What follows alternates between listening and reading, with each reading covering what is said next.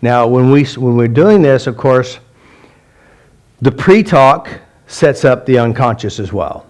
You remember we talked about belief, talk about, you remember, some of you were in my last seminar where I went to Amazon, the Amazon forest, you remember that? And I snuck out with the little water bottle and got the special juice. You did it here.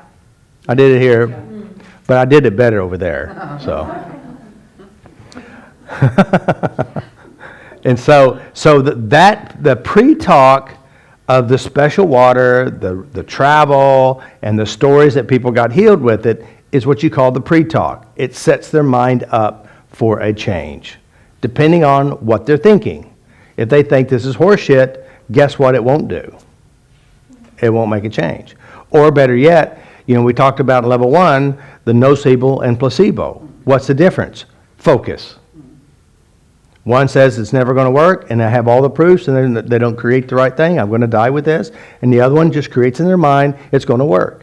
Internally, they're processing and manifesting healing, even though it's just sugar pill, even though it's a fake operation.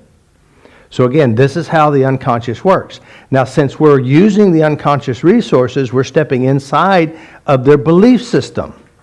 Beliefs is what we create and manifest from. What are beliefs? Beliefs have what and what? Proofs and sensations, emotions, some kind of driving force. When you change those two, the belief system changes, the attitude changes, behavior changes, the energy changes, the chakra changes, and the aura changes. All with one simple go to the beliefs, internal structure and representation. So aiming is the most important thing. And that's the reason why the art of change is more important than the tapping.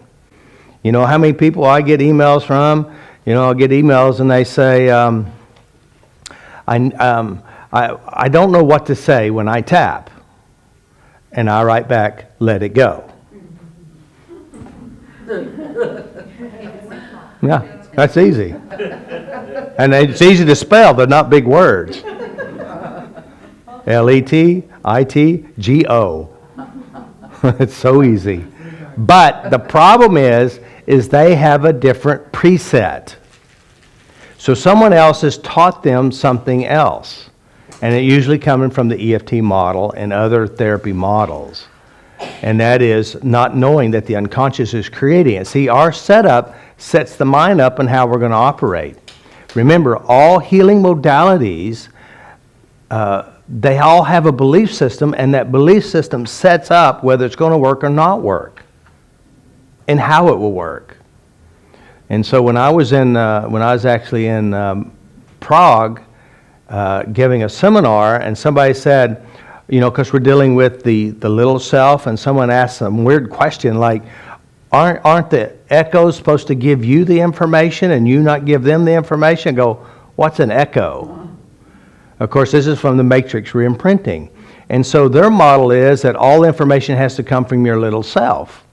And it's an entity by itself, and it floats around in this gigantic matrix out in the invisible, out there in the invisibleness. And you could have 5,000 echoes, depending on how many traumas, big traumas or small traumas. So you're fragmented 5,000 times, depending on how many traumas. But they don't realize a positive experience is the exact same thing as a trauma, but it's the opposite end. So are they floating around in some imaginary matrix too? The problem is that they're separating the self. We know from internal representation, we're everything. Every person, every player, everything. I worked with somebody yesterday, and it's interesting, is once you operate and you think from this thinking, all of a sudden they start to realize I'm the movie director of my entire movies. I've been sitting around in the theater, and it's not been a good theater. And they've been watching a shitty movie for way too long. So I said it's time to change this and change your theater, change the reels of your unconscious and start changing your processing of information. So that's what we do. So it's the preset that sets it up. So that's why it's very important when you set up, when you do the pre-talk, set it up, explain what you're going to do. Now, one of the things is when this is what I do, right before, before the very first tap, the very first one, All right. Now, when I say very first one, let me just clarify it. The very first one is right when I start really doing the session, okay? Now, occasionally I'll do like a little pre-talk, explain how the mind body works, and I walk them through maybe a little self-tap. Very seldom I do that now, but occasionally if somebody new and they don't understand what you're getting ready to do to them. So the very first tap that I tap on them, this is what I'm going to do. The very first tap, now there's a couple of words we don't use. Always, all, and everyone, okay? Usually, frequently, very often, the first tap, okay? Because there is going to be that variable where you have somebody in there that you can't do that with. That's usually the emotional sensitive one. So the very first tap, what I'm going to do is I'm going to get the art of change, and I'm going to have all these resources, all right? And so I'm going to take all this data, and the very first tap, what my goal is